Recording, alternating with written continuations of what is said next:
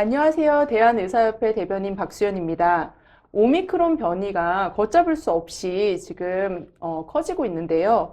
지금 소아 확진자들이 계속 쏟아지고 있고 이 소아 확진자들이 전체의 25%를 넘게 차지하고 있다고 합니다. 그런 상황에서 소아들이 응급실 진료를 받기 위해서 119를 타고 1시간가량 이렇게 병원을 찾았다는 그런 기사들도 쏟아져 나오고 있는데요. 이런 상황에서 지금 코로나 상황들을 짚어보면서 소아들이 진료받기 위해서 또 어떤 부분들을 우리가 신경 써야 하는지 소아 응급에 관련된 이야기를 좀 해보고자 합니다. 소아응급의학회에서 두 분의 교수님들이 나와주셨습니다. 안녕하세요. 안녕하세요. 안녕하세요. 네, 먼저 두 분의 소개 간단하게 부탁드리겠습니다. 네, 안녕하세요. 대한소아응급의학회 부회장을 맡고 있는 서울 아산병원 소아전문응급센터의 류정민입니다. 불러주셔서 감사합니다. 안녕하세요. 대한소아응급의학회 수련이사를 맡고 있는 아주대병원 응급학과 이지숙입니다. 네, 반갑습니다. 지금 소아 청소년 확진자가 매일 폭증을 하고 있습니다. 실제 의료 현장에서 소아응급 실태가 어떤지 한번 얘기를 좀 해주셨으면 좋겠습니다. 네, 실제 다들 알고 계시겠지만 3월이 되면서 오미크론 확산과 함께 소아 환자들이 엄청 많이 증가하고 있습니다. 그런 소아 환자들의 가장 흔한 증상은 발열이고요. 최근에 영유아들이 일단 사망 사례가 뉴스로 보고되면서 열이 나는 환자들이 응급실로 전화를 하는 경우가 엄청 많습니다. 그래서 그 전화에 대한 응대를 하는 것이 과중한 업무로 다가오고 있고요. 이런 환자들이 119를 통해서 응급실을 내원하게 되는데 119 측에서는 또 환자를 수용할 수 있는지 전화로 병원에 사전 문의를 하고 있습니다. 그래서 체감하건대 그런 전화 문의를 하느냐고 환자 진료가 중단되는 시간들이 꽤 많이 늘었다는 차이가 있겠습니다.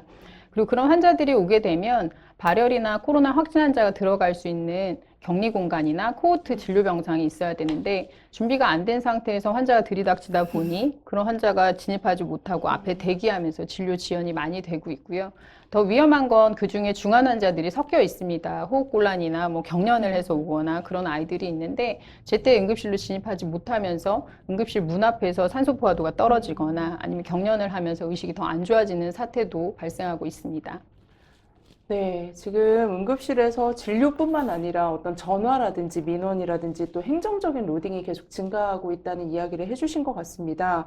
이 소아 보호자분들이 굉장히 불안해 하시면서 전화를 되게 많이 하고 있는데 그렇다면 소아를 대상으로 하는 이 재택 치료라는 게 제대로 이루어지고 있다고 볼 수 있는 상황인지 좀 궁금합니다. 네, 일단 그 소아에서 코로나 감염은 대부분 이제 중증 병증이 없이 이제 가볍게 지나가기 때문에 이전에 건강하던 소아 환자이고 보호자가 잘 보실 수 있다 그러면 일단 재택 치료를 하는 게 원칙일 것 같긴 하고요.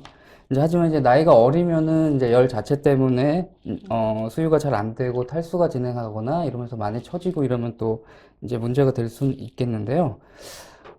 이게 이제 재택 치료를 위한 대면 진료 의료기관이나 상담 번호 같은 거를 이제 정부에서 조금씩 하고 있어서 저희가 이제 조금씩 나아지고 있는 거는 체감을 하고 있는데 아직도 인프라가 그렇게 충분하지는 않은 상황이어가지고요. 그래서 아까 그 이지숙 교수님이 말씀하신 것처럼 이제 야간에 이렇게 전화 문의가 119 통해서 이제 계속 오니까 진료하기가 굉장히 어렵고 힘든 점이 계속 있고요. 그리고 문 앞에 이제 자차로 온 아이들이 이제 응급실 문 앞에 이제 줄을 지어서 대기하거나 심지어는 이제 119 안에서 119가 여러 대가 이렇게 대기하면서 이제 그 안에서 진료 대기를 하고 이런 것도 있기 때문에 좀 아직도 어려운 상황이라고 할 수 있을 것 같습니다.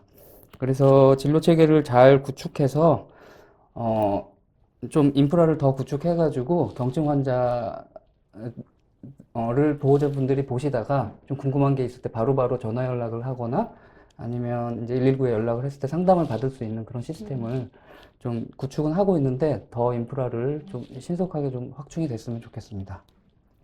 네. 아무래도 그 소아들 같은 경우 아이가 확진이 되면 부모들이 이제 어떻게 해야 되는지 모르는 상태고 말씀하셨던 것처럼 계속해서 이 상담 센터를 늘리고 있다고 하지만 아무래도 불안하다 보니 이 상담센터 연결도 잘 안 되고 그러면 계속 응급실로 전화하는 상황들이 발생을 하는 것 같습니다. 저희만 해도 굉장히 전화가 많이 오긴 하거든요. 혹시 이 부모님들이 아이가 어떤 이상 반응이나 이런 것들을 볼 때 보호자분들이 좀 주의해야 될 점들이 있거나 아니면 이 아이들을 위해서 좀 생각해보고 어떤 부분일 때 또 병원을 정말 찾아야 되는지 문의를 해야 되는지 이런 부분들이 있다면 좀 설명해 주시면 좋을 것 같습니다. 네, 코로나 확진 시 대부분은 애들이 이제 경하게 지나가는데 저희들 이제 소아 전문 응급센터에서 근무하는 의료진들끼리 나오는 얘기는 이제 혹시 경련이 발생하거나 아니면 호흡 곤란이나 이제 크루프가 발생하거나 그다음에 의식 저하 같은 게 발생하는 경우는 이제 이전에 다른 바이러스 감염에 의한 것들보다 조금 더 증상이 심하게 나타나는 경향이 있지 않나 이렇게 좀 걱정을 하고 있습니다. 그래서 보호자분들이 애가 경련 발작을 하거나 아니면 숨 쉬는데 소리가 이상하거나 아니면 이제 너무 숨을 차해서 밤에 잠을 잘 자지 못하고 이러면은 즉시 119에 연락을 하고 그리고 요새 상황 같은 경우는 이제 119가 연락이 안 되는 경우가 네. 또 있을 수 있는데요. 그런 경우는 좀 이제 가까운 소아 전문 응급센터나 아니면 이제 가까운 어린이 병원이나 이제 아동병원 같은 그런 어린이 진료를 할 수 있는 곳을 빨리 방문을 하시는 것이 좋을 것 같습니다. 근데 이제 처음부터 이제 다 걱정을 하실 필요는 없는 게 보통 이제 열이 나면은 이제 38도에서 40도까지는 보통 이제 왔다 갔다 하는데 보통 이제 39도가 넘으면 이제 부모님들이 너무 이렇게 걱정을 많이 하시는 경우가 많은데 보통 40도대 이하의 발열은 이제 해열제를 먹였을 때 한 30분에서 1시간 정도 지나서 애가 조금씩 놀기 시작하고 좀 편해지면은 한 이틀 정도 해열제를 먹이면서 보셔도 되고요. 근데 이제 해열제를 2번 먹일 시간, 그러니까 보통 한 4시간 간격으로 먹는다고 치면은 한 해열제를 2번 먹이고 기다렸는데도 애가 계속 처져 있고 놀지 않고 그러면 이제 119에 연락을 하시거나 이제 좀 가까운 응급센터나 이제 어린이병원 같은 데 방문하시는 게 좋을 것 같습니다. 혹시 이지숙 교수님, 그 쿠루프 얘기해 주셨는데 아이들 이제 부모님들 잘 모르실 수 있어서 혹시 후두염이나 이제 호흡곤란 왔을 때 그런 숨소리나 이런 거 관련해서도 한번 보충해서 얘기해 주시면 좋을 것 같습니다. 네, 그러니까 성인 환자하고 달리 요즘 유행하는 오미크론 감염에서 소아 환자들에게 흔하게 발생하는 질환이 이제 크루프라고 얘기를 할 수가 있겠습니다. 우리가 이제 상기도 폐색 질환의 하나라고 이야기를 하는데요. 성대 바로 아랫부분에 있는 기도에 부종이 생기는 형태가 되겠습니다. 그래서 아이가 기침을 할 때 컹컹 기침을 하거나 아니면 숨을 들이쉴 때 이렇게 굉장히 무서운 소리를 내게 되고요. 안 좋은 게 낮에는 별로 증상이 심하지 않았는데 늦은 밤이나 새벽에 호흡곤란 징후가 급격히 악화되는 상황이 있고 그런 상황에서 처음 그 상황을 보게 되면 보호자가 굉장히 당황해서 아이를 응급실로 데리고 오는 경우가 있습니다. 네, 감사합니다. 혹시 그 아까 류정민 교수님께서 안 그래도 이제 고열이 있을 때 얘기를 해주셨는데 어머니들이 보통은 생각하시기에 39도 이상의 열이 나면 무조건 가야 된다. 아니면 이제 우리 아이들이 큰일 난다. 이렇게 생각하면서 일부에서는 아이가 열 나면 응급실에서 무조건 수액을 맞아야 한다라고 얘기하시는 분들이 있는데요. 이게 사실일까요? 이런 전화가 사실 되게 많이 옵니다. 네, 네. 과거에도 그랬지만 사실 요즘 코로나 감염 관련해서 소아에게 특별한 치료제가 없다고 생각을 해서 그런지 몰라도 수액을 놔달라는 보호자의 요청이 상당히 많고 수액을 맞기 위해 응급실을 왔다라는 이야기가 정말 많이 들리고 있습니다. 물론 아이가 탈수가 심하거나 뭐 쇼크 징후가 있는 환자라고 그러면 당연히 수액 치료를 해야 되겠죠. 하지만 단순 발열 환자에게 수액이 필요하다는 얘기는 절대 맞지 않습니다. 정말 너무나도 강조드리고 싶은데 소아 환자가 열이 난다고 해서 무조건 수액을 맞으면 좋아질 거라는 것은 근거가 없는 맹신이라고 생각을 하시면 되겠습니다. 뭐 몇 가지 이유가 있겠지만 크게 2가지로 설명을 드리면 첫 번째는 정맥류 확보라는 술기 자체가 소아 환자에서는 굉장히 부담이 큰 그 부담이라 함은 아이에게도 그렇고요. 의료진에게도 그렇습니다. 어려운 술기입니다. 아이들은 혈관 사이즈 자체가 굉장히 작고요. 그리고 열이 나는 상황에서는 그런 혈관도 수축되어 있기 때문에 경험이 많은 의료진이다 하더라도 한 번에 정맥류 확보를 하지 못하고 여러 번 시도를 하거나 아니면 여러 번 한다 하더라도 한두 시간 지나서도 실패하는 경우가 많이 있습니다. 하지만 그런 아이들에게 정맥류를 확보하기 위해서 자꾸 통증을 주거나 아이가 불안해서 많이 울게 되면 그런 과호흡에 의해서 섬액이 발생하거나 산소 포화도가 떨어지는 일도 생기고 아이가 가지고 있는 질환 자체도 오히려 치료가 명백히 되지 않아서 문제가 되는 상황도 생길 수 있습니다. 그래서 그런 정맥류 확보라는 술기 자체가 성인보다 어렵기 때문에 꼭 필요한 경우에 한해서 선별적으로 시행이 돼야 된다는 거를 인지하시면 좋겠고요. 두 번째는 보호자들이 정맥류 주사를 통해서 수액을 맞지만 해열제 주사를 원하는 경우가 상당히 많습니다. 그리고 보호자들께서는 주사로 해열제를 맞으면 이제 다시는 열이 안 날 거라고 생각하시는 경우가 있는데, 기존에 정말 많은 연구들이 경구 해열제 투여한 것과 주사 해열제 투여한 것을 비교해서 결과를 발표했습니다. 그런 데이터들을 간단히 말씀드리면, 경구해열제를 먹게 되면 1시간 전후로 체온 하강 효과가 나타나게 됩니다. 하지만 그에 반해서 정맥 내로 해열제를 투여하게 되었을 경우 30분 전후로 체온 하강 효과가 있어서 사실 정맥으로 해열제를 투여하면 조금 열이 빨리 떨어지는 것은 맞습니다. 그러나 환자에게 감염이 지속된다고 하면 한 4시간에서 6시간 이후에 경구해열제를 먹었던 정맥 해열제를 투여했던 체온이 올라가는 시간은 동일한 것으로 되어 있습니다. 따라서 해열제가 이 감염의 근본적인 치료가 아니고 단순히 한 번의 이벤트를 도와주는 증상 완화제이기 때문에 무조건 수액을 맞거나 해열제를 투여하는 것이 코로나 감염을 이길 수 있는 길이라고 생각하시는 건 옳지 않습니다. 네, 우리 애기들이 응급실에 와가지고 한두 번 이렇게 주사를 찔리고 나면 그다음부터 응급실이나 병원 입구만 들어와도 정말 자지러지게 울고요. 또 가끔씩 어머니들이 한번 찔리고 간 애기들은 자다가도 꿈에서 이렇게 팔을 붙잡고서 우는 아이들이 있다고 합니다. 이렇게 아이들한테 굉장히 스트레스받은 상황이 될 수 있어서요. 이런 수액은 무조건이라기보다는 의료진과 좀 선택적으로 상의하에서 좀 신중하게 결정하시는 게 필요할 것 같습니다. 그 열과 관련해서 이제 해열제 치료에 대해서 하나 더 말씀을 드리자면, 이제 경구해열제를 먹고 무조건 해열제를 먹어야지 열이 떨어진다고 생각을 하시는데요. 아이가 열이 나게 되면 발안에 의해서 우리의 눈에 보이지 않는 탈수 현상이 진행이 되게 됩니다. 그러면 체내에 돌게 되는 혈류의 양이 감소를 하게 되고요. 열이 잘 떨어지려면 혈류량이 많으면서 이제 발안이 돼야 체온 하강 효과가 일어나는데, 엄마들은 이제 해열제만 먹이지 아이가 경구 섭취나 수분 섭취가 잘 되지는 신경 쓰지 않는 경우가 굉장히 많습니다. 그래서 해열제를 정해진 시간과 용법에 따라 먹이시는 것도 중요하지만, 아이가 수분 섭취를 잘 하고 있는지, 그리고 평상시만큼 소변을 잘 보면서 요량이 유지되고 있는지를 함께 보시는 것이 굉장히 도움이 되겠습니다. 네, 아이들이 경구를 또 섭취하면서 또 쉬어도 잘 하는지 네. 이런 여러 가지 부분들이 좀 체크하면 도움이 될 거라는 얘기를 주셨습니다. 그렇다면 지금 코로나 사태 때 이런 오미크론 변이가 되면서 사실 소아가 되게 많이 감염이 되고 있잖아요. 그래서 이런 오미크론 변이가 소아에게 미치는 그런 영향은 어느 정도일지 좀 얘기해 주시면 좋을 것 같습니다. 네. 그래서 이번에 그 예방접종 그 5세에서 11세 질병관리청에서 5세에서 11세 예방접종에 관한 그런 의료인을 위한 안내문에 나온 내용인데요.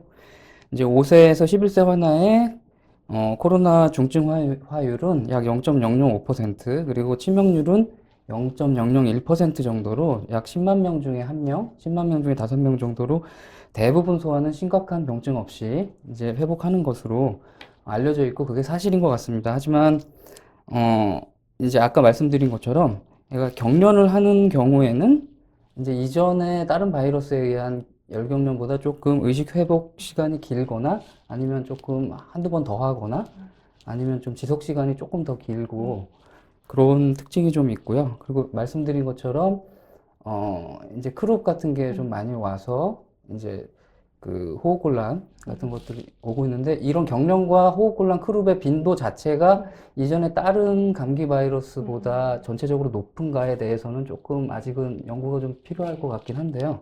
일단 오면은 증상은 좀 심하게 오는 것 같다. 하지만 오지 않으면 그렇게 걱정하실 건 없다. 이렇게 좀 말씀을 드릴 수 있을 것 같습니다. 그래서 요런 증상을 보호자들이 빨리 발견하고 119나 상담센터에 연락할 수 있도록 교육이나 이렇게 좀 안내 같은 것들이 좀 필요하고 시스템의 구축이 필요한 것 같습니다. 네, 그리고 경련하고 호흡곤란, 크루프 요거하고도 또 한 가지 별도로 말씀드릴 게 이제 심근염에 대한 건데요. 이전에 이제 백신 접종에 의한 청소년들의 심근염 발생 때문에 보호자들이 많이 걱정을 하셨었는데, 이 코로나 바이러스 감염 자체에 의한 심근염 이 조금 발생하는 사례들이 보고되고 있어서 조금 이제 그것도 주의하셔야 될 텐데요. 보통 이제 요 심근염의 증상은 애가 식은땀을 많이 흘리고 처지고 잘 먹지 못하고, 심하면 의식 저하까지 좀 나타날 수 있는 것입니다. 그래서 애가 아까 말씀드린 대로 해열제를 먹였는데 2번 이상 먹일 시간이 지났는데도 계속 처져 있거나, 그다음에 원인 모르게 토를 하거나, 그리고 식은땀 많이 흘리고 컨디션이 안 좋다면은 그것도 이제 119에 빨리 연락을 하시거나 상담센터에 도움을 받으시는 게 좋을 것 같습니다. 네, 여러 가지 오미크론이 또 일으킬 수 있는 소아에서의 이제 중증 상황에 대해서도 좀 말씀을 해주신 것 같습니다. 사실 응급실은 이런 중증 환자들을 위한 공간이라고 보셔야 될 것 같습니다. 그러다 보니까 아무래도 우리 소아들은 이제 대면 진료할 수 있는 다른 이제 외래 진료라든지 여러 가지 또 상담을 많이 할 수 있는 그런 인프라가 또 다시 한번 중요하다고 생각이 듭니다. 이게 좀 예민하고 민감한 주제일 수 있는데요. 저희가 이제 5세에서 11세에 대한 소아 백신 접종이 시작이 되잖아요. 사실 상황이 좀 나아질까요? 이 백신이? 그리고 또 이거에 대한 우려 상황이 좀 있을지, 네, 이게 네. 굉장히 민감한 주제지만 안 물어볼 수가 없어서 또 여쭤보겠습니다. 네. 네, 요거에 대해서는 사실은 이제 감염학회 교수님들께서 이제 전문가시긴 한데, 이제 저희가 볼 때는, 이제 이게 역시 이번 질병관리청에서 배포한 자료를 근거로 좀 말씀을 드리면, 소아의 중증화율하고 치명률이 약 10만 명당 5명, 1명 정도로 굉장히 낮은 상태이고, 그리고 지금 이제 오미크론이 이미 정점을 찍는 시기가 시작이 돼서 이제 아웃브레이크가 막 시작이 됐는데, 지금 와서 아이들이 대규모로 접종을 하는 것이 시간상으로 볼 때 얼마나 큰 이득이 있을까 하는 약간 좀 회의적인 그런 시각이 좀 있고요. 그래서 이전에 중증화 위험이 높은 이제 면역 저하자나 아니면 이전에 경련약을 복용하고 있다거나 아니면 병증이 있으셔가지고 만성 질환으로 병원을 다니고 있는 어린이들 같은 경우는 꼭 접종을 하는 것이 좋겠고, 나머지 건강했던 어린이에서는 조금 그 효과가 좀 효과에 대해서 의구심을 가지고 있는 상태입니다. 사실 무서운 얘기도 많이 해주셨지만 또 이렇게 잘 낫는 환아들도 있잖아요. 네. 그렇죠? 네, 대부분 그렇긴 한데 하지만 그럼에도 불구하고 이제 코로나 소아들 중에서 사망 사례들이 좀 들려오고 있습니다. 그러다 보니까 사실 아이들이 죽는 거는 좀 되게 큰 거잖아요. 그렇죠. 네, 기대 여명이 많이 남아있는 우리 미래를 짊어져야 될 우리 아이들이 사망하는 거는 너무 안타까운 일인데, 혹시 이런 코로나 환자 사망에 대해서, 소아 환자 사망에 대해서 어떻게 보시는지 좀 궁금합니다. 그러니까 저희가 코로나 감염과 함께 3년째 지내고 있는 상황입니다.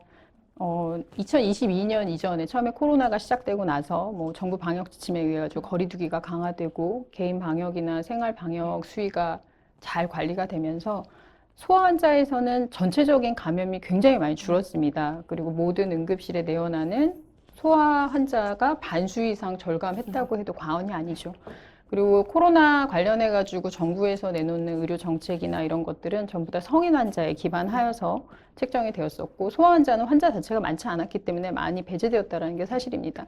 그러다 보니까 이제 소아 환자가 줄어들어서 소아를 담당했었던 의료진이 성인 환자를 보는 의료진으로 직종을 조금 이렇게 직종을 바꾼다 보니까 역할을 조금 바꾼 거죠. 그리고 소아 응급실 병상 수도 줄여서 발열 코호트 구역으로 전환을 하거나 아니면 성인 진료를 할 수 있는 진료 영역으로 바꿔온 것도 사실입니다. 근데 그러던 중에 2022년이 되면서 소아 환자가 폭증을 하기 시작했고, 그런 환자들이 막상 가려고 하니 이제 준비되지 않은 의료 시스템 내에서 병원 안에 진입을 하는 것 자체가 굉장히 어려워진 것 같습니다. 열이 나거나 뭐 열에 의해 가지고 경련을 하거나 호흡곤란이 심한 환자들이 이제 방역시설이 격리구역이 다 준비가 되고 그런 중환을 볼 수 있는 소아응급의료진이 있는 병원에 빨리 갈 수 있어야 되는데, 그런 것들이 이미 부재한 상황이기 때문에 환자들이 시적절하게 치료를 받지 못했다는 것들이 크고요. 실제 사망 사례들을 살펴보면 경련을 하는데 경련이 지속되고 있지만 병원에 가서 항경련제 투여를 받지 못하거나 아니면 호흡기 증상이 갑자기 악화되었음에도 불구하고 병원에서 전문기도 처치를 받지 못해서 사망하는 사례들이 있었습니다. 근데 이러한 소아 사망 사례들이 단순히 코로나 감염과 함께 대두되는 문제는 아닙니다. 뭐 기억하실지 모르겠지만 과거에 대구에서 장중첩증 소아 환자가 치료받을 병원을 찾지 못해서 헤매다가 사망한 사례도 있었고요. 인천의 어린이집에서 기도이물 폐색에 의해서 심정지가 발생을 했지만 기도이물 제거나 심폐소생술을 빨리 시행받지 못해서 사망하는 사례도 있었습니다. 이렇듯 소아 중환자는 언제든지 발생을 할 수 있는데 이런 소아 중환자에 대한 응급 중환자에 대한 대비는 대한민국에서 아직 많이 부족한 것 같습니다. 사실 소아들이 대부분은 건강하잖아요. 건강한 아이들이 많지만 또 그 안에서 중증으로 갈 수 있는 아이들이 있거든요. 근데 이거를 환자가 많아졌을 때 준비를 하려고 하니까 안 되는 것 같습니다. 미리미리 자꾸 인프라를 구축을 하고 이 소아들은 굉장히 중요하기 때문에 취약 환자고 소수일지언정 한 명이라도 사망을 하면 안 된다는 그런 생각을 가지고선 좀 여러 가지를 마련을 해야 될 것 같은데요. 또 기사를 보면 이제 아기들이 병원 선정이 안 되고 이송이 지연이 되는데 여러 응급실에서 소아를 볼 수 있는 사람이 없어서 수용이 불가했다라는 얘기를 또 합니다. 소아와 성인은 실제 되게 다르고요. 그리고 우리가 왜 소아과나 뭐 이런 거 배울 때 소아는 작은 어른이 아니다 뭐 이렇게 배우는데요. 혹시 소아를 받을 수 있는 응급실은 좀 뭐가 다른지 그리고 뭐가 좀 필요한지 이런 소아 전문센터 소개도 같이 좀 해주시면 좋을 것 같습니다. 네, 짧게 소아 전문센터와 소아 전용 응급실에 대해서 말씀을 좀 드려보면, 일단 2010년도에 아까 이지수 교수님 말씀하신 그 대구에서 장중첩 소아 사망 사건 이후로 이제 소아 전용 응급실 사업이 시행이 됐었고요. 그 소아 전용 응급실이 특징이 이제 소아 연령과 소아의 신체 사이즈에 맞는 모든 장비를 구비하고, 그리고 모든 시설을 구비하고, 그리고 제일 중요한 거는 이제 24시간 전문의가 좀 진료를 할 수 있는 그런 시스템을 갖추었다는 게 되겠습니다. 네, 그래서 기존에 이제 소아 전문 응급센터 5곳, 그리고 소아 전용 응급실 3곳이 있었는데요.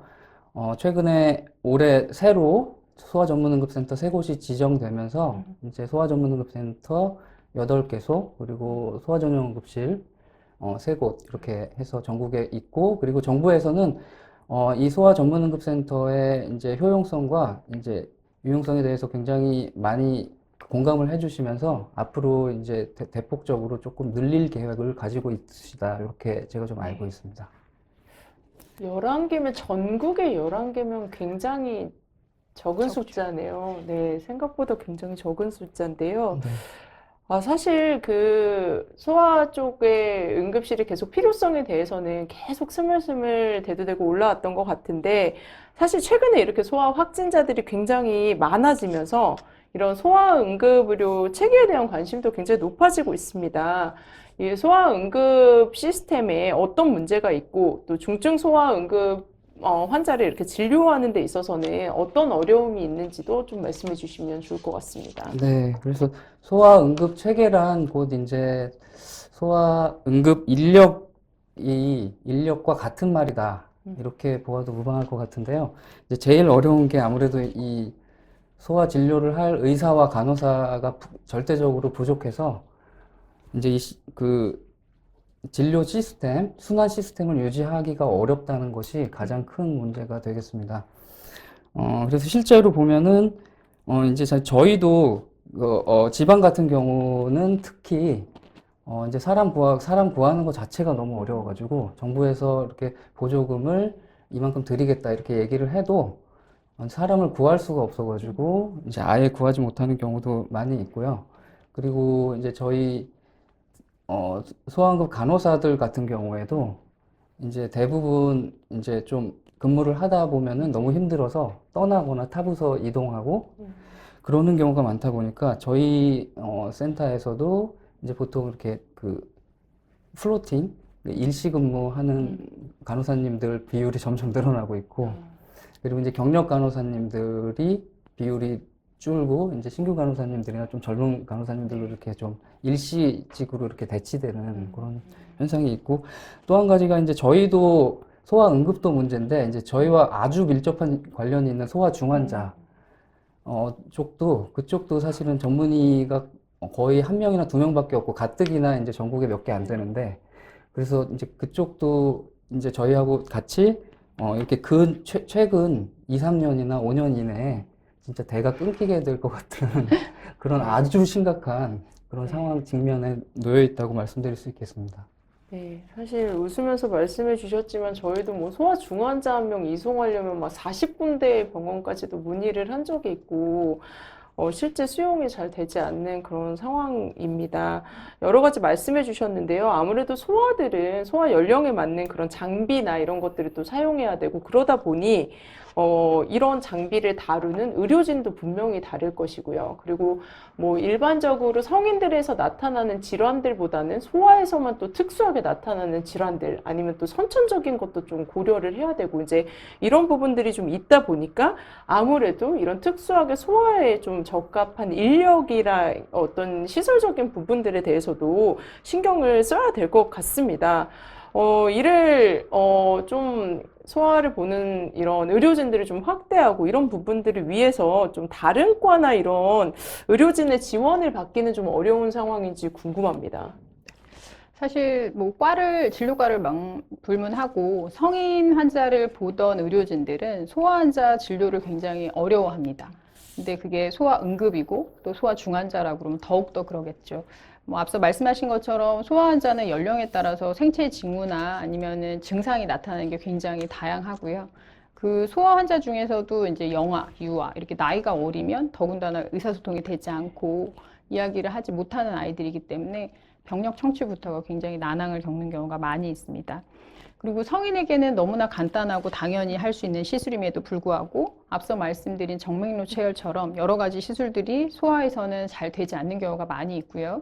한 번에 잘 되지 않거나 시간이 소요되면 늘 겪는 일이지만 민원도 너무 많습니다. 민원도 너무 많아서 보호자 컨트롤하는 것도 힘들고 그리고 뭐 거기에 해당되는 의료 소송에 걸릴 경우 그 소송에 대한 기대 여명이 소아가 워낙 길기 때문에 보상 책임도 크다는 거는 여러분들이 알고 계실 것 같습니다. 그러니까 어렵고 힘들고 소송도 많고 그러다 보니까 안 하려고 하다 보니까 실제 중환자가 오거나 응급환자가 왔을 때 거기에 경험 있게 대처할 수 있는 의료진은 더욱더 줄어들고 있는 상황이고 그렇게 줄어드는 의료진, 경험 없는 의료진에 의해서 치료를 받다가 안 좋아지는 소아 환자들은 점점 많아지는 악순환을 겪게 되는 것 같습니다. 근데 이는 의사뿐만 아니라 류정민 교수님께서 말씀하신 것처럼 간호 인력도 마찬가지고요. 저희 병원에서도 이렇게 소아를 전담해가지고 치료를 할 수 있는 간호 인력이 없습니다. 정말 번표를 짜서 의무적으로 가가지고 몇 개월씩 이렇게 체류를 하고 돌아가는 시스템이고 그렇게 경험이 자꾸 쌓이지 않는 의료진들이 와서 진료를 하다 보면 문제들이 더 많이 발생하는 그런 상황이 되는 것 같습니다. 병원에서는 소아응급 환자를 본다 하더라도 이게 수행 모델 자체가 되지 않기 때문에 성인 환자 진료에 하는 것처럼 뭐 인건비를 지원하거나 인력 시설 장비를 지원하는데 더 소극적이어서 저희가 현장에서 이런 문제를 극복하기가 더 어려운 것 같습니다.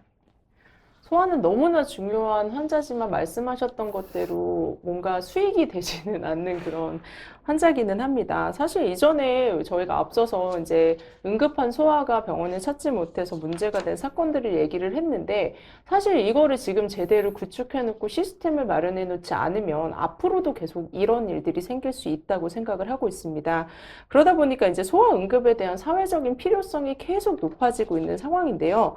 이번에 소아응급 세부 전문의 제도가 또 시행이 된다라고 이제 들었습니다. 어떤 전문의가 또 이런 소아응급 세부 전문의를 할 수 있는지, 그리고 이런 소아응급 세부 전문의란 어떤 것인지에 대해서도 좀 말씀해 주시면 좋을 것 같습니다. 네, 궁금해하시는 소아응급 세부 전문의 자격에 대해서 좀 더 자세히 말씀을 드리면 대한민국에서 의사 면허증과 전문의 자격증을 취득하시고 대한소아응급의학회 평생회원 자격증이 가지고 계신 분이 되겠습니다. 그리고 저희 학회가 지정한 수련병원에서 규정된 내용의 트레이닝을 전임의 과정으로 1년 이상 이수를 하셔야지 되고요. 그 전임의 1년 과정 동안에는 6개월 이상 소아응급 환자 진료에 몰입 근무의 형태를 취하시게 됩니다. 그리고 전임의 수련 후에 학회에서 인정하는 자격 시험에 통과를 하신 분들이 소아응급 세부 전문의 자격을 갖추시게 되겠습니다. 지금 각 병원에서 응급실을 운영하는 데 있어서 어떤 병원에 가면 아픈 아이들만 소아응급실에서 보고 있고 어떤 병원은 가면 다친 아이들, 그다음 뭐 열이 나고 아픈 아이들 다 이렇게 보는 병원마다 응급실 체계가 조금 많이 다릅니다.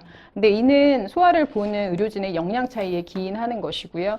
만약에 소아응급 세부 전문의가 일을 하는 응급실이라고 하면 아픈 아이, 다친 아이 모두 함께 치료를 받을 수 있는 효율적인 시스템이 구축될 것이라고 생각이 됩니다.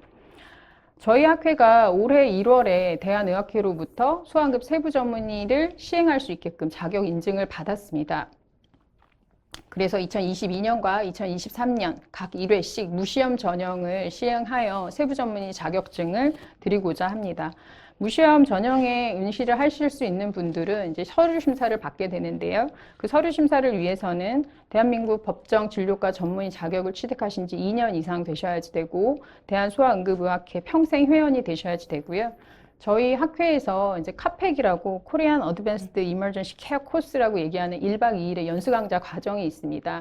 소아 응급 환자를 보는 데 있어 아주 도움이 되는 뭐 여러 가지 뭐 내과계, 외과계, 그리고 뭐 경증, 중증에 관련된 내용을 아우르고 있는 그런 연수 강좌 과정이 있어서 그 과정을 한 번 이상은 꼭 이수를 하셔야지 되고, 거기에 추가하여 전임의 과정을 지금은 할 수가 없는 상황이었기 때문에 지금까지 응급실에서 근무하셨던 경력이 2년 이상 되시거나 아니면 최근 5년 이내에 저희 학회에서 인정하는 연수강좌 학회 아니면은 뭐 연구 관련된 내용의 평점을 30점 이상 취득하신 분들에게 이런 자격을 드리고자 합니다.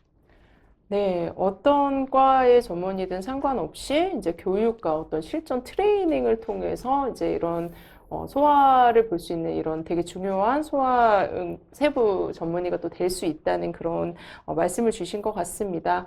뭐 내부에 워크숍도 많잖아요. 이렇게 네. 소아를 안 보셨던 분들도 뭔가 진정이라든지 아이들을 진정시키거나 아니면 초음파라든지 이런 여러 가지 부분들이 네. 있는 걸로 알고 있는데요. 뭐 교육 프로그램도 굉장히 많고 하니까 또 네.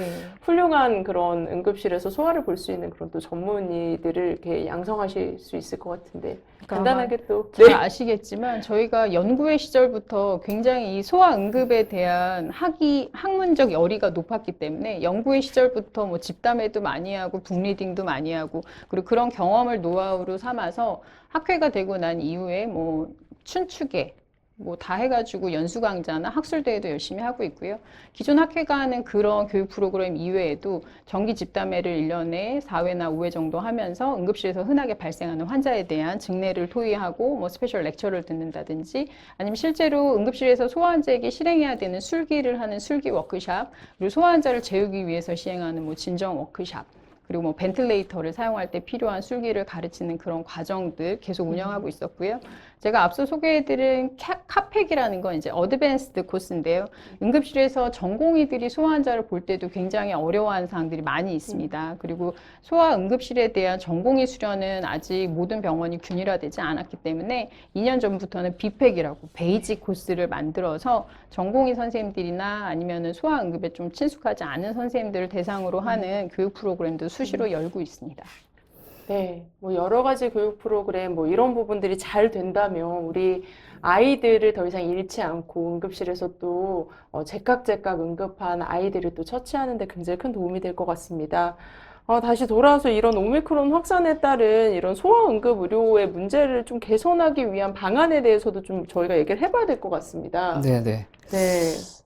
기본적으로는 일단 어느 정도 이제 소아 응급의료 인력이 준비가 되어 있으면 이러한 재난 상황이 오더라도 우리가 충분히 대처가 가능할 텐데, 그동안 너무나 이 소아응급의료 쪽에 이제 인력 준비에 대해서 너무 소홀히 해왔고, 그리고 준비가 안 되어 있다 보니까 이제 이런 문제들이 다 생겨나는 거라고 생각을 하는데요.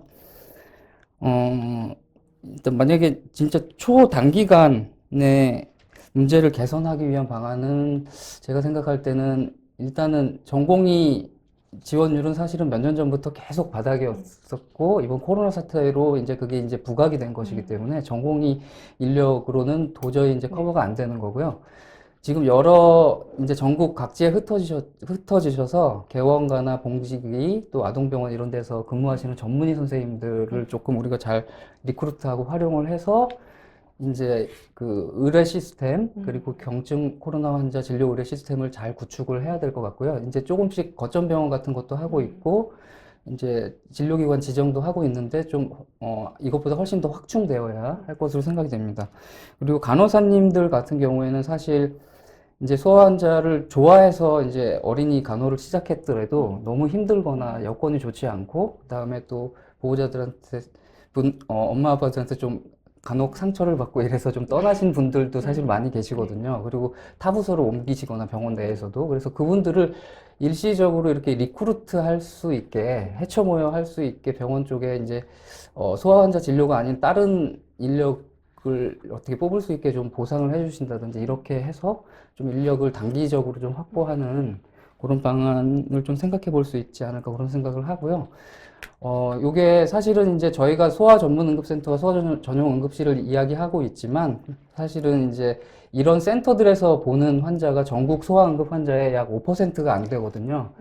그래서 실제로는 나머지 95%는 이제 묵묵히 응급실에서 근무를 하고 계시는 이제 응급의학과 전문의 선생님들이나 이제 그동안 이제 그 응급실에서 소아 환자를 담당했던 여러 교수님들이나 이제 전공의 선생님들이 해오셨던 건데, 이제 이게 소아 환자 진료 자체가 너무 힘들고 귀찮고 사실은 조금 어려울 수 있는 데다가 또한 또 소아 응급은 또 심야와 야간에 근무를 또 많이 하기 때문에 어려운 소아 환자 진료에 대한 충분한 보상과 그리고 앞으로는 진짜 젊은 사람들이 힘든 일을 잘 선택을 하지 않기 때문에 이제 야간 근무와 심야 근무에 대한 이런 보상이 굉장히 획기적으로 이루어지지 않는 한 장기적으로 이런 문제는 지속적으로 발생을 할 것이다. 이런 생각이 좀 듭니다. 네, 사실 소아과 전공의의 지원율이 굉장히 낮습니다. 그러다 보니까 제일 먼저 응급실에서의 소아과 인력을 뺀다는 얘기가 계속 들려오고 있고요. 그리고 아까 말씀드렸던 것처럼 소아는 아무리 진료를 많이 해도 크게 뭐 수익 모델에 도움이 되지는 않습니다. 하지만 이 소아들 같은 경우는 기대 여명이 많이 남아있고 우리 사회에서 소아 한 명을 잃었을 때 그거는 정말 저희가 상상할 수 없을 정도의 손실이라고 생각하고 있습니다. 그렇기 때문에 이런 소아응급센터나 이런 소아들을 진료하기 위한 부분들에 대해서도 저희가 모두 다 노력을 하고 그리고 정부에서도 좀 지원을 해야 될 것 같은데요. 좀 정부나 사회에 바라는 점에 대해서 좀 말씀해 주시면 좋을 것 같습니다. 그러니까 앞선 질문에서 오미크론 유행과 관련해서 소아 응급 문제가 대두되었다 이렇게 생각을 하시는데 많은 분들이 그렇게 오해를 하십니다. 근데 저희가 현장에서 느끼는 거는 이건 오미크론 때문에 발생한 문제가 아닙니다. 이미 응급실에서 많은 부분의 진료를 담당하고 있었던 소아청소년과 전공의들이 감소하기 시작하면서 2년, 3년 전부터 우려되었었던 문제고요. 근데 운이 좋게도 그 2년 동안 코로나 때문에 소아 감염 환자 그리고 소아 외상 환자들이 급감을 하면서 전공의 인력이 그렇게 줄었다라는 게 별로 티가 안 났던 겁니다. 근데 지금 갑자기 환자가 폭증을 하면서 진료 인력 공백이 대두되게 돼서 갑자기 이 문제가 커진 것처럼 보이지만 이미 우려되었던 사태이고 앞으로 소아청소년과 전공의가 계속 한동안은 충원되지 않을 거기 때문에 응급실은 언제든 시한폭탄 같은 애들이 뭐 일주일에 한 명이 올지 하루에 10명이 올지 알 수가 없는 상황이거든요. 전문의들이 진료할 수 있는 시스템으로 바뀌어야 되는 시기라고 생각을 합니다. 계속 말씀드리는 얘기지만 이제 소아라는 직군 자체, 그 환자군 자체가 진료가 굉장히 어려워서 다들 하기 싫어하고 그리고 요즘 젊은 사람들 정말 삶의 질을 엄청나게 강조하지 않습니까? 그래서 야간 진료, 휴일 진료 다 안 하고 싶어 합니다. 그래서 보기 싫은 소아, 하기 싫은 야간 진료 이거 두 개 합쳐진 게 소아 응급이라고 해도 과언이 아니거든요. 근데 지금까지는 과거에 이제 소아과 의사들 중에 일부, 그다음에 응급의학과 의사들 중에 일부가 사명감이나 책임감을 가지고 어려움을 감안해 가면서 이런 직군으로서 일을 했던 것 같습니다. 그렇지만 저도 그렇고 유정민 선생님도 그렇고 저희 학회 원로분들도 그렇고 나이 들고 이제 나 언제까지 나이트 근무를 이렇게 쓸 수 있을까 스스로의 건강을 염려하면서 정말 거짓말 아니고 힘들게 하고 있거든요. 근데 이런 사람들이 이렇게 지쳐나가기 시작하는데 세대 교체에 의해 가지고 새로운 사람들이 좀 충원이 돼야지 되는데 다들 하기 싫어하는 일이기 때문에 지원자가 많이 없습니다. 그렇기 때문에 뭐 몇 명 모였다고 해가지고 그 사람들 보고 하라 그러기에는 너무 힘든 일인 건 자명하고 그럼 이건 향후 5년 이내가 아니라 1, 2년 이내로 전국에서 소아 중환자를 볼 수 있는 응급센터가 몇 개 없어지는 이런 정말 심각한 사태가 생길 수 있다는 걸 정부나 의료정책 관계자께서는 심각하게 좀 들여봐 주시고 즉각적으로 도움을 주시길 간곡히 부탁드립니다. 그렇지 않으면 태어난 아이들이 제때 응급실에서 치료받지 못해서 사망하는 사례들이 계속 나올 것이고요. 영유아 사망률이 과거처럼 다시 올라가면서 출산율이 저조해져서 인구가 늘지 않는 것이 아니라 기껏해서 아이를 낳았는데 그 아이를 제대로 치료하지 못해서 영유아 사망률이 올라가서 인구가 늘지 않는 그런 사태가 정말 발생할 수 있을 거고, 국민들이 이를 경험하게 되면 출산율은 더욱더 떨어지면서 대한민국의 인구는 급감할 수 있을 거라고 감히 말씀드리고 싶습니다. 소아응급은 필수 진료과로서 중앙정부나 지방자치단체장이 지정을 해서 소아응급센터를 지역별로 위치를 시킬 수 있게끔 해야지 된다고 생각합니다. 앞서 류정민 교수님께서 말씀하셨지만 소아 전용 응급실이나 소아 전문센터가 전국에 11개 있다고 하셨고, 우리 대변인께서도 말씀하셨지만 너무 적다고 하셨죠. 근데 더 심각한 문제는 그 11개가 지역 편차가 굉장히 크다라는 문제가 있습니다. 하지만 소아는 많든 적든 전국에 퍼져서 살고 있기 때문에 소아 지역 응급센터를 지역별로 설치하는 것은 굉장히 중요합니다. 그리고 이는 절대로 수익 모델이 될 수 없기 때문에 민간 병원에서 운영을 기피하는 것은 자명한 일이 되겠습니다. 정부가 적극적으로 소아응급실을 운영하는 병원에 외상외과 모델처럼 충분한 인력이나 시설 지원을 해주시길 간곡히 부탁드립니다. 네, 굉장히 중요한 말씀을 주셨습니다. 류정민 교수님 또 마지막으로 당부하실 네. 말씀에 대해서 마지막으로 네. 이제 우리 열심히 이제 어린 아이들 낳아서 키워주시는 고마운 애국자 부모님들을 위해서 한 말씀 드리자면, 아이들이 요새 열나면은 코로나 환자가 많으니까 혹시 경련을 하거나 호흡곤란이 있거나 그다음에 숨 쉴 때 이상한 소리가 난다, 그리고 해열제를 2번 이상 먹여도 애가 계속 처져 있다, 이런 경우는 주저없이 119 연락을 하시거나 연락이 안 될 때는 가까운 응급실을 방문해 주시고요. 그리고 이제 사회의 여러 어르신들께 이제 부탁하고 싶은 말씀은, 이제 우리가 아이들이 행복한 사회가 곧 모두가 행복한 사회고, 이제 모두가 행복한 사회로 가는 지름길입니다. 그리고 엄마들이 애들을 키우는 게 행복한 일이 될 수 있게 만들어줘야 되고, 특히 아이가 아파서 가장 나의 그 엄마와 아빠의 인생에서 가장 힘들고 절망적인 그 순간에 치료받을 곳이 없어서 여기저기 헤맨다면 그건 정말 우리나라의 상황에 정말 맞지 않는 일이라고 생각합니다. 그래서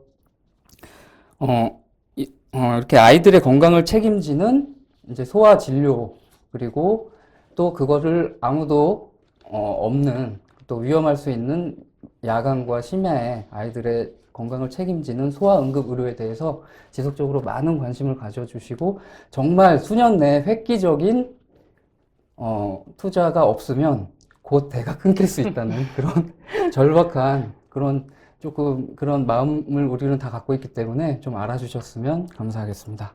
네, 이지숙 교수님께서도 추가로 혹시 당부하실 말씀이 있다면요? 네, 제가 정부 측에는 조금 전에 길게 이야기를 했기 때문에 이제 이 채널을 혹시 보시는 일반 국민들이나 아니면 의사 선생님들께 당부드리고 싶은 말씀이 있습니다. 저나 유정민 선생님은 대형병원에서 근무를 하다 보니까 이제 오늘 저희가 한 이야기가 굉장히 무서운 얘기들이 많이 나왔잖아요. 뭐 경련을 많이 하고 호흡곤란, 뭐 네. 심근염 이런 얘기를 많이 했는데, 너무 그 얘기에 포커스를 두지 마시고요. 대부분의 소아 환자들은 발열이나 가벼운 증상으로 끝나는 경우가 네. 훨씬 더 많습니다. 그래서 너무 불안해하지 않으셨으면 좋겠고, 뭐 나중에 데이터가 쌓이면 공식적인 논문으로 발표가 되겠지만, 응급실에서 지금 체감하는 느낌은 열이 난다 하더라도 독감처럼 오래 가지는 않는 것 같습니다. 고열이지만 하루 이틀, 뭐 2, 3일이면 끝나는 것 같으니까 그 열나는 시기에 앞서 말씀드린 열 조절하면서 아이를 면밀히 잘 살펴보시면 좋을 것 같고, 류정민 교수님께서 말씀하신 것처럼 응급 상황이면은 응급실을 방문해 주시면 감사하겠습니다. 그리고 이 채널을 보시고 계시는 의사 선생님들께서는 제가 말씀드린 소아응급 세부 전문의에 많은 관심을 갖고 아마 저희 대우가 더 좋아질 겁니다. 그리고 저희 소아응급 환경이 더 좋아질 거라고 믿습니다. 세부 전문의에 많은 지원해 주시길 부탁드립니다. 네. 교수님들이 얘기해 주신 것처럼 사실 우리가 오늘 중증 질환 많이 얘기해가지고 보호자분들이 되게 걱정 많으실 수 있는데요. 저도 만나보니까 오히려 아이들은 2, 3일 되게 열나고선 지나갔는데, 오히려 어른들은 막 일주일 이상 인후통 엄청 심하고 되게 힘들었다는 얘기를 많이 하시더라고요. 대부분의 우리 아이들은 또 잘 견디면서 이겨냅니다. 다만 중간에 얘기해 주셨던 것처럼 혹시라도 이상 증상이 있고 말씀해 주신 그런 증상들이 발생하면 그때는 응급실을 찾아주시는 게 좋겠습니다. 모든 아이들이 잘 진료받고 이렇게 건강하게 지낼 수 있는 사회가 마련되기 위해서는 이런 소아응급센터가 또 잘 마련돼야 될 거라는 생각이 듭니다. 사실 누가 아플지, 누가 중증 질환일지 정말 아무도 모르는 상황을 위한 것이 응급실입니다. 환자가 적다고 줄이고, 환자가 많다고 늘리고, 이렇게 고무줄 같은 정책을 하기보다는 좀 탄탄하게 우리 아이들 중에 단 한 명도 잃지 않도록 이렇게 좀 탄탄하게 기초부터 마련하는 과정이 필요할 것 같고요. 저희 의료진들 중에서도 좀 관심을 가지고서 소아응급 세부 전문의나 이런 부분들로 아이들을 좀 진료하실 수 있는 그런 분들이 많아졌으면 하는 바람입니다. 저희 KMA-TV는 앞으로도 코로나19와 관계된 여러 가지 주제들을 놓고 전문가들의 견해를 듣는 시간을 계속해서 가질 예정입니다. 여러분들의 많은 관심을 부탁드리겠습니다. 시청해 주셔서 고맙습니다. 교수님들 감사합니다. 네, 감사합니다. 감사합니다.